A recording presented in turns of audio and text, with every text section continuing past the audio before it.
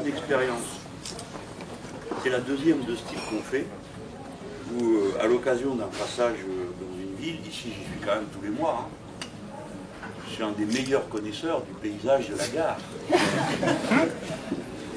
Sans blague, je fais des photos chaque fois que je viens. Donc je vais en avoir je ne sais pas combien, toutes les saisons. La gare de Strasbourg. On dirait un gros insecte. Hein.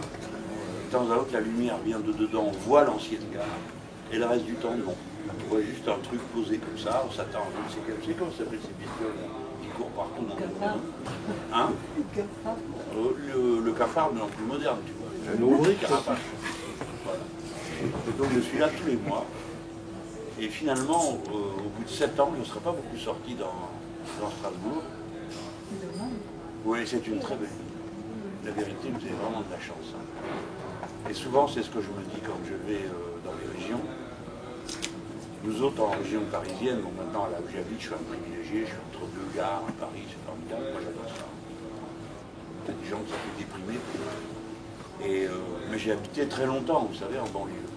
Et précisément, la banlieue parisienne, c'est un endroit qui... On n'arrive pas à faire vivre une ville. Les élus, les gens s'acharnent, hein.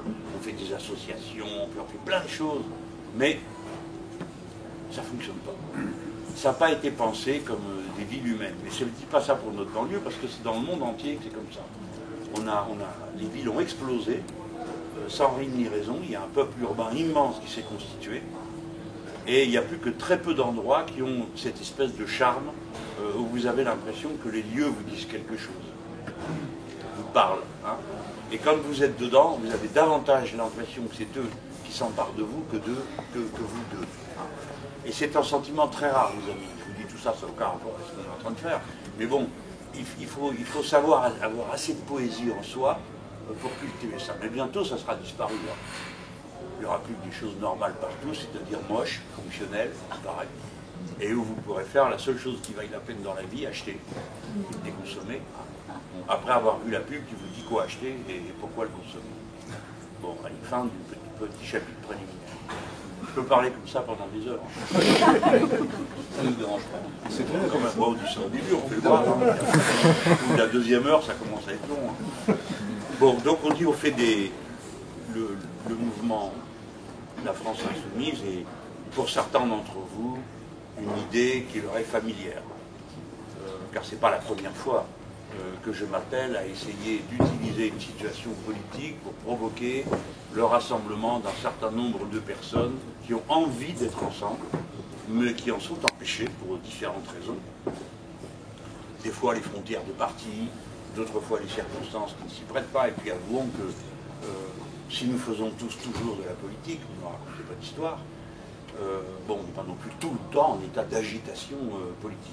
Quand arrive une très grande élection, qui chez nous est l'élection, hélas, majeure, une élection présidentielle, alors tout le pays entre progressivement en ébullition politique et se reconstitue quasi mécaniquement. Ah, elle a renversé la bière, mais pas sur moi. Se reconstitue quasi mécaniquement, quasi spontanément, ce que moi j'appelle depuis 2005, qui est ma première rencontre avec lui, le parti sans mur.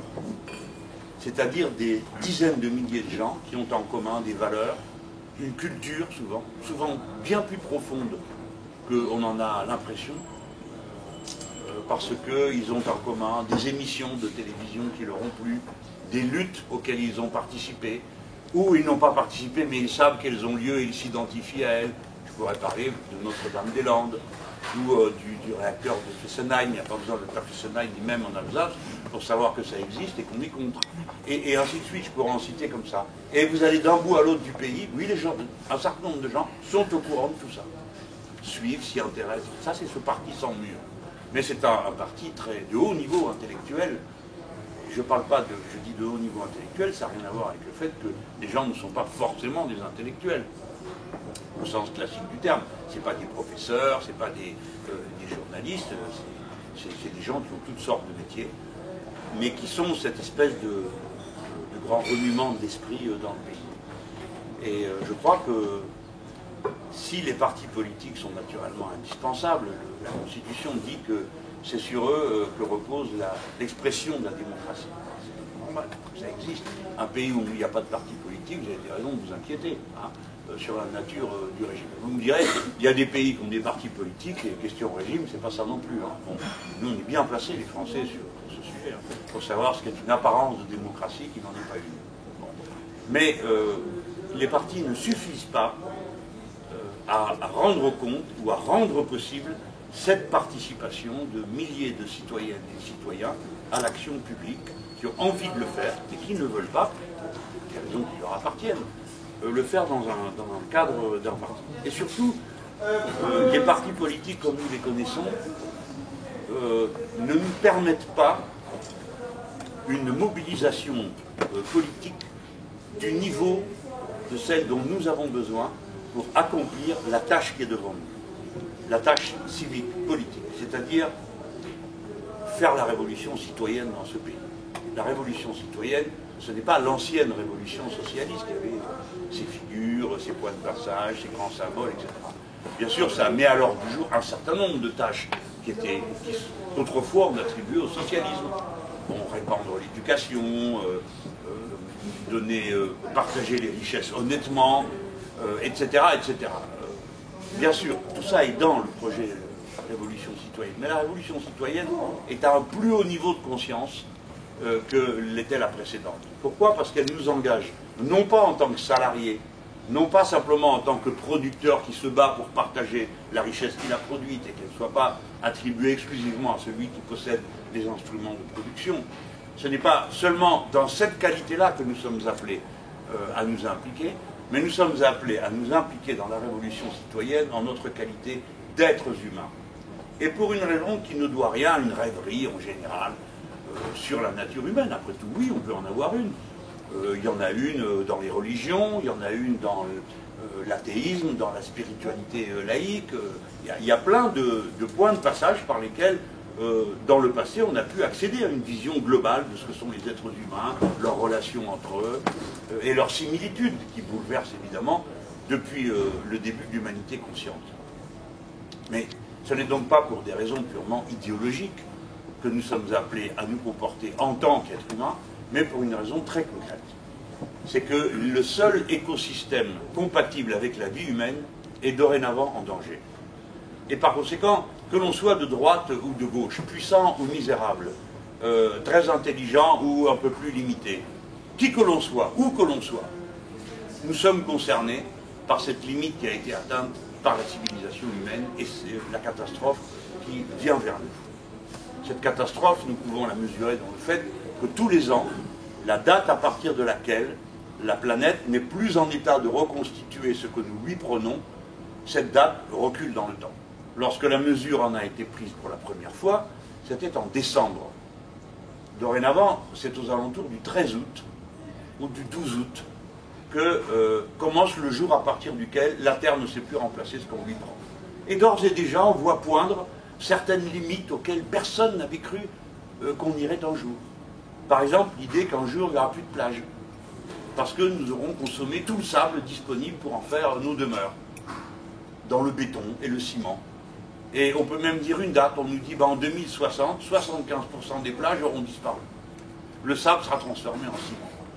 Et voyez-vous, je prends cet exemple qui va m'amener à une autre idée, qui est celle de notre entrée dans un cycle nouveau des cycles de la Terre, que l'on appelle l'Anthropocène. Anthropocène, comme il y a le Pléistocène, le Miocène, les différents. Les scientifiques ont découpé le temps profond en étapes pour les situer. L'Anthropocène, c'est fait avec le mot anthropos, l'homme, et scène pour dire la période de. C'est une période où l'être humain est en situation de modifier la planète. Jusqu'à présent, non, c'est lui qui subissait l'environnement. Et il s'adaptait. Et maintenant, la question qui lui est lancée, c'est de savoir si l'être humain va pouvoir s'adapter à lui-même, c'est-à-dire aux conséquences de ses actes. Et pour l'instant, le diagnostic n'est pas très bon. Et si nous devions résumer cette idée par un exemple qui vous montre comment les êtres humains modifient leur planète, et bien figurez-vous, quelqu'un nous a dit ça dans une des auditions, ça m'a beaucoup bouleversé. Il a dit les êtres humains charrient plus de gravats que n'importe quelle autre force de la nature. Plus que les fleuves, plus que les rivières, plus que les avalanches, plus même que le mouvement de la mer sur les plages, les êtres humains. Ainsi, la responsabilité, notre responsabilité à l'égard de la planète est engagée. Et c'est d'elle dont on doit partir pour bien comprendre ce qu'on a à faire ensuite. Et pour faire ça, ça ne peut pas se limiter seulement à l'action nécessaire, bienfaisante, utile, des petites troupes que nous avons eu l'habitude, et que moi j'ai eu l'habitude toute ma vie d'organiser et auxquelles j'ai participé, qui étaient les partis politiques. Bien sûr, c'est d'eux que, pour ma part, j'ai reçu ma formation, mon entraînement intellectuel. Ils m'ont aidé à mettre de l'ordre dans mes idées. J'étais un jeune homme un peu fantasque. Imaginez-vous que mon sujet d'étude, c'était la littérature du XVIe siècle. Alors, si vous ne voulez pas avoir les pieds sur terre, il n'y a qu'à faire ça. Hein. Bon. En attendant, la chance du militantisme politique m'a permis de comprendre ce qu'étaient les qualifications dans la métallurgie, les rapports de production, la baisse tendancielle du taux de profit, qui fait de moi maintenant un économiste qui tient la mer quand il s'agit de discuter d'économie. Donc tous ces partis qui ont accompli cette tâche, qui ont été pendant des décennies, que dis-je, un siècle et demi, le cœur de notre présence et de notre action à nous, ce vieux courant qui vient de l'histoire profonde, celui qu'on appelle le courant des Lumières, qui postule que l'être humain a pour objectif de devenir maître de lui-même et de s'affranchir de toutes les suggestions qui lui sont imposées, celles qui viennent de l'extérieur par l'ordre social, mais aussi celles qui viennent de l'intérieur par ses propres préjugés, qu'il faut dominer et dont il faut se libérer pour être un être conscient et donc parfaitement libre. Bon, tout ça c'est bien. Et nous avons même pendant une période pensé qu'avec ces organisations, nous ferions des avant-gardes qui en quelque sorte entraînaient les autres. Eh bien on avait raison, parce que c'est comme ça que ça se passait. Et ça continue à se passer comme ça. Dans un atelier, dans une entreprise, si vous n'en avez pas un ou une qui s'avance devant, que les autres poussent souvent de l'épaule pour prendre la parole, il ne se passe rien. Parce que voulez-vous, il n'y a pas que le zèbre qui a appris que la principale défense, c'est la fuite. Les êtres humains aussi. Hein. Et oui, quand vous allez au musée de l'homme, il y a un tableau qui me réjouit tellement que je l'ai pris comme fond d'écran. Alors on voit 4-5 types qui sont habillés, ça doit être des hommes préhistoriques, je suppose, pour être habillés comme ça, avec des peaux de bêtes. Et ils courent comme ça, ils sont tout fous, et derrière, il y a un énorme mammouth, parce qu'apparemment, ils ne l'avaient pas vu, et quand ils l'ont vu, bah, c'était trop tard. Et ils ne se sentaient pas de taille à l'affronter. Par conséquent, il faut toujours qu'il y ait dans la vie cette petite part de courageux, de tête dure, d'insoumis, pour que les autres se rappellent qu'ils ont une dignité à défendre, qu'ils ne sont pas des pions, ni la propriété de quelqu'un d'autre, que ce soit son patron, le propriétaire de son appartement, ou que sais-je encore. Tout ça est bel et bon. Mais ce dont nous avons besoin, outre toutes les discussions que nous pourrions avoir sur ce que vaut une stratégie avant-gardiste, ce dont nous avons besoin, c'est que tout le monde s'y mette. Pas seulement quelques-uns, tout le monde. Car nous avons besoin de tout le monde pour faire le travail qu'il y a à accomplir. C'est pourquoi ce que nous proposons dans une campagne présidentielle, comme celle-ci, c'est un programme. Bien sûr, les gens vont l'écouter. Ils ne vont pas être d'accord avec tout. On me dit, moi je ne suis pas d'accord avec tout. Je dis, moi non plus, pas cette blague. Parce que ce programme, c'est le résultat d'un travail collectif. Je vais vous en dire un mot. Mais ce n'est pas le sujet. De même, oui, mais Mélenchon ceci, Mélenchon cela. Ben oui, et alors? D'abord, vous n'en savez rien. Vous voyez, vous croyez ce qu'on vous dit. Mais et alors, je ne vous demande pas de m'épouser, moi. Je vous demande de voter pour moi, c'est tout. C'est un acte de raison. Il faut bien voter pour quelqu'un, on est des citoyens. Donc on vote, on choisit. Qu'est-ce que la démocratie? La démocratie, c'est pas une machine à produire des idées. C'est une machine à prendre des décisions. C'est pas pareil. Une fois que vous votez, 51 ont raison, 49 ont tort. Bon, c'est pas très malin. Pourquoi c'est comme ça? Eh bien, c'est comme ça. Il faut bien qu'il y ait une règle. Et une fois que ça a été adopté, ben, nous nous soumettons à la règle. Enfin, ceux qui croient à la loi et à la République. Personnellement, j'y crois. Et je ne vois pas l'intérêt de la transgresser sans arrêt. Des fois, on ne peut pas respecter la loi parce que la loi est injuste.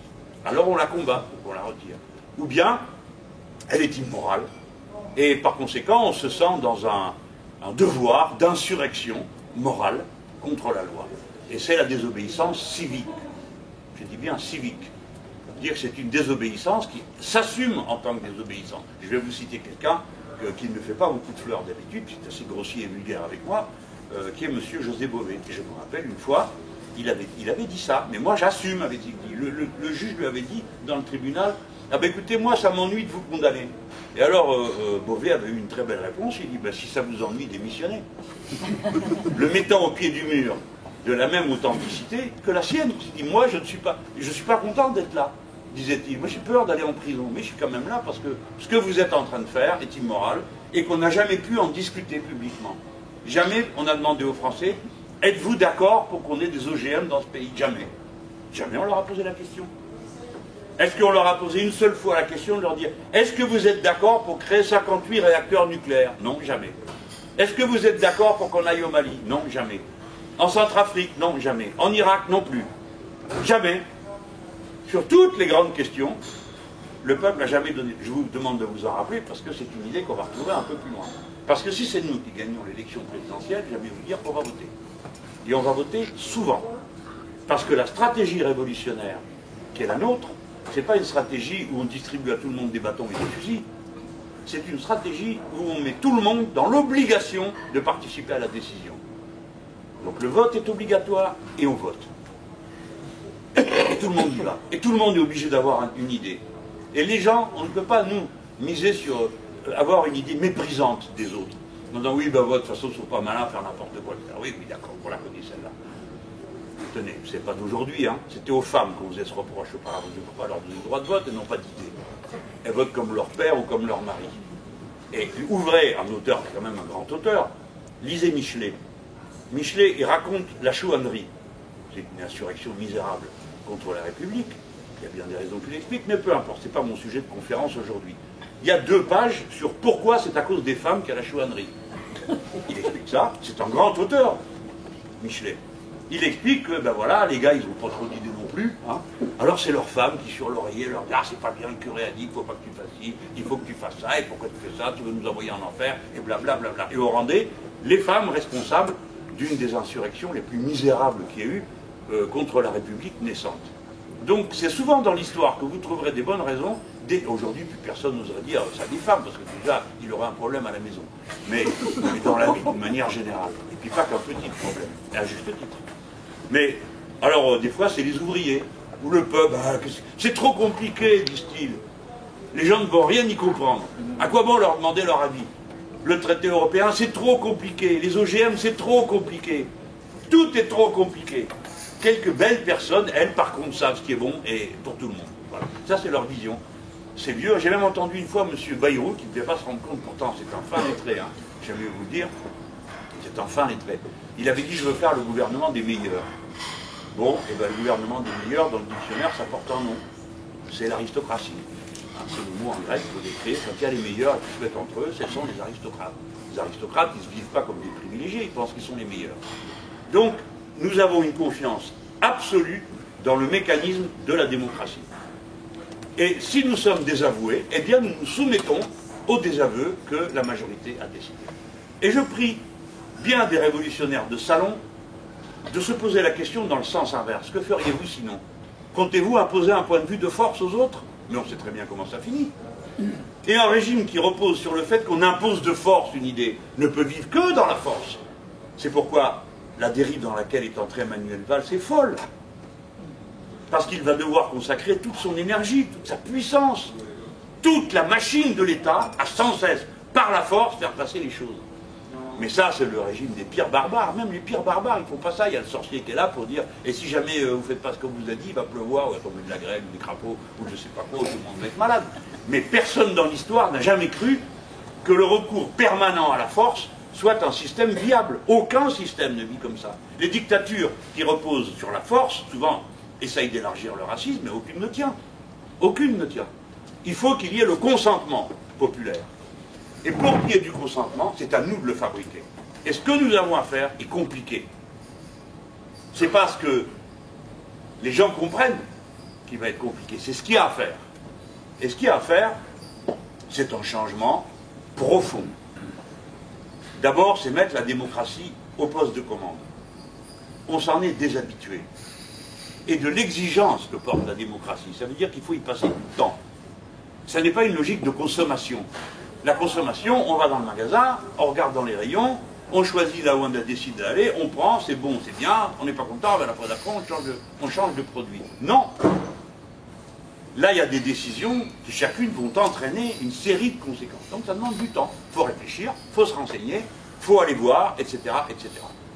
Par conséquent, c'est un changement profond du rapport de chaque personne à l'intérêt général. car l'intérêt général, voilà la grande idée. Ça peut paraître pas nouveau, mais si, c'est totalement nouveau. Quand j'étais jeune homme, quand quelqu'un disait intérêt général, il y avait tout le temps quelqu'un dans la salle qui ricanait et disait intérêt du capital. Parce qu'on disait l'intérêt général, c'est une construction idéologique. Donc comme l'idéologie dominante, c'est celle de la classe dominante, donc l'intérêt général, c'est celui que décrivent les capitaux. C'est pas totalement faux. Ils passent leur temps à expliquer qu'on ne peut pas faire autrement que ce qu'ils disent. Que si jamais on fait autrement, ça va être l'hiver nucléaire. Vous avez vu ce qu'ils ont fait pour ces malheureux Anglais. Comment ils ont pu croire qu'ils allaient gagner? Non mais mettez-vous, je fais une parenthèse, hein, enfin de parenthèse en parenthèse, c'est comme les contes des 1000 ans et des nuits, hein, ça finit par faire une histoire. Mais pourquoi voulez-vous qu'un Anglais ait envie de rester dans l'Union européenne? Pourquoi faire? Je veux dire, il n'a même pas comme nous la chance d'avoir 10 euros. Donc, tous les jours nous nous levons en sautant de joie d'avoir ça dans la poche, pareil. Bon, aucune norme européenne, qui ne sont pourtant pas brillantes sociales, toutes celles qu'il y a opt-out. C'est-à-dire l'Angleterre a obtenu le droit de paillettes. Donc ils n'ont droit qu'à une chose qui est pire que l'Europe. Alors nous on sait ce qu'est l'Europe, eux ils savent ce qui est pire. Et on leur dit, ah ben tout ça, ça vient d'Europe. Conclusion, ben ils votent puisqu'on leur a dit que c'était ça. Et voilà qu'ils les ont repeints en disant, oui mais c'est tous des racistes, des xénophobes. C'est pas vrai. Le peuple anglais n'est pas raciste et xénophobe, c'est pas vrai. Il y a sans doute des choses qu'ils ne supportent pas, mais enfin il y en a deux, trois qui devraient aller prendre des leçons, parce que la dernière fois, les seuls qui étaient ni racistes ni xénophobes, c'était les Anglais, heureusement qu'ils étaient là. Donc ça sert à rien, des jugements à l'emporte-pièce. Mais surtout, nous, on doit regarder, qu'est-ce qu'ils ont trouvé les autres pour les convaincre de rester dans l'Union européenne? Est-ce qu'ils leur ont dit, écoutez, c'est formidable, vos gosses auront des bourses, ça s'appelle Erasmus, ils pourront aller dans 28 pays. Ah ben non, ils ne peuvent pas. Erasmus, il n'y en a plus. C'est plus des bourses, c'est des prêts étudiants. C'est-à-dire que vous êtes étudiant et quick, on vous passe la laisse qui va vous tenir pendant 30 ans de votre vie. Ils auraient pu dire, écoutez, on va faire une formidable fusée. Ah ben non, on ne peut pas. D'abord parce qu'il y en a déjà une, pas grâce aux Anglais, vu qu'avec eux on ne faisait rien. Mais il y en a une, et si on appliquait à l'époque les règlements d'aujourd'hui, on n'aurait pas pu la faire. Parce qu'il y a de la subvention publique dedans, parce qu'il y avait des avances sur recettes, etc., etc., etc., qui fait qu'aujourd'hui tout ça serait interdit. Donc on ne peut rien faire d'autre aujourd'hui que le marché. Ouais, voilà. Et même ça, ils n'ont pas osé aller leur dire. Donc ils leur ont dit, si jamais vous sortez de l'Europe, il va pleuvoir des crapauds, vous serez ruinés, ça sera l'hiver atomique, la mer va monter, vous serez tous noyés. Et en plus on dira tous que vous êtes des gens insupportables et qu'on ne veut plus vous voir. Ben, les autres ont dit, ben, ça tombe bien, nous non plus. Au revoir, et le reste on ne le croit pas. Je caricature un peu, mais après tous les autres en font autant. Et s'ils ne faisaient que pour ce que nous en voyons, mais ils s'en servent partout pour faire peur aux gens. Les 2 derniers jours de la campagne en Espagne, c'est pas le Parti populaire européen qui a fait campagne, parce que lui, il n'a pas les moyens, il n'a pas de militants. C'est pas le Parti socialiste ouvrier espagnol qui a d'ouvriers que le nom, parce qu'eux non plus, ils n'ont pas de militants. C'est le système médiatique qui s'est chargé pendant 2 jours non-stop de répéter que c'était la catastrophe en Angleterre, que la livre s'effondrait, que toutes les actions étaient perdues, et que les Espagnols avaient tiré la langue jusqu'à par terre, etc. Comme les camarades de Podemos avaient un peu paré le coup en disant, mais nous, on n'est pas d'accord avec ça, ils ont réagi comme ça, alors on leur a dit, ah oui, mais c'est pas ça qu'on vous reproche. Écoutez bien, la presse espagnole n'a pas fait campagne sur le thème « on vous reproche le Brexit », pas du tout. Ils ont fait campagne sur le thème « vous voyez où ça mène, les référendums irresponsables ». Donc, si c'est vous qui gagnez l'élection, vous allez faire un référendum irresponsable en Catalogne et les Catalans vont se sauver de l'Espagne. Vous allez faire un référendum irresponsable au Pays Basque et les Basques vont s'en aller de l'Espagne. Pas une minute, ils se sont demandé pourquoi ces gens avaient une telle envie de s'en aller dès qu'on leur demande leur avis. Non, ils se sont dit juste, on ne leur donnera pas le moyen de le faire. Et c'est sur cette base qu'ils ont fait peur à tout le reste de l'Espagne. Par conséquent, ils se sont servis du Brexit, d'abord pour une nouvelle fois diaboliser le peuple, et deuxièmement pour cristalliser sur cette affaire toutes les anxiétés de la société. Notre tâche à nous donc, ça va être de réhabituer à penser sans avoir peur. À voter, non pas par crainte, mais par adhésion. Non pas le moins pire, mais ce qui paraît le meilleur. Philosophiquement, c'est ça le fondement, la racine de l'idée d'une nouvelle république, où il n'y a plus la monarchie présidentielle. Mais ce n'est pas que la monarchie présidentielle qui est en cause. C'est ce que produit comme type de société une république dans laquelle il y a un monarque présidentiel. Car vous savez comme moi que les mœurs monarchiques ont envahi toute la société. Parce qu'elles coïncident avec une illusion d'après laquelle l'individu est le début et la fin de tout dans la société. Alors on se dit, il y a un individu qui est au-dessus, les autres qui sont là, et puis chacun est un monarque présidentiel dans son coin ou est invité à le devenir. D'ailleurs, on vous demande tous d'être des êtres de performance. Vous devez être flexible, souple, moderne, bondissant, disposé à travailler nuit et jour avec allégresse et enthousiasme, à aller au bout de vous-même. Et si vous n'y arrivez pas, on ne dira pas, mais c'est une histoire de fou. Personne ne peut arriver à vivre comme ça. Non, on dira, c'est de votre faute. C'est de votre faute. Vous n'êtes pas assez grand, vous n'êtes pas assez maigre, vous n'êtes pas assez gros, vous n'êtes pas assez ceci, vous n'êtes pas assez cela. Et surtout, vous n'y croyez pas. Vous devez, mais si j'y crois, écoutez, j'aime mon boulot, je fais ce que je peux. Oui, oui, ça c'est l'apparence. Mais au fond de vous, vous n'y croyez pas. Il y a donc une part de vous qui vous échappe. Et vous êtes invité à passer le reste de votre vie à courir après. Ce système horrible produit une souffrance au travail, qui est un des faits sociologiques majeurs de notre époque, et qui se traduit par des morts, par des suicides, par des maladies professionnelles, en quantité innombrable. Et la souffrance au travail, elle aussi. C'est pas que la souffrance de ceux qui ont l'habitude de souffrir depuis des générations, qui sont les ouvriers et les employés. C'est aussi la souffrance des cadres. C'est aussi la souffrance de ceux qui sont en haut et qui n'arrêtent pas d'emmerder les autres.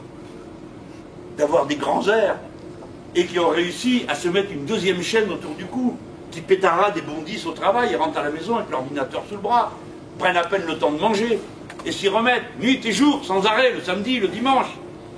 Et derrière eux, un autre illuminé qui surveille où ils sont, et s'ils ont bien répondu à temps aux mails, et ainsi de suite. Toute cette souffrance, elle a sa racine dans l'idée que toute solution et tout problème n'a de solution et n'a de formulation qu'individuelle. Que le collectif, au fond, n'est qu'une illusion. Un hasard, on est là parce qu'on se connaît. Non. Depuis que l'humanité est humanité, l'action humaine n'a de sens que dans le collectif.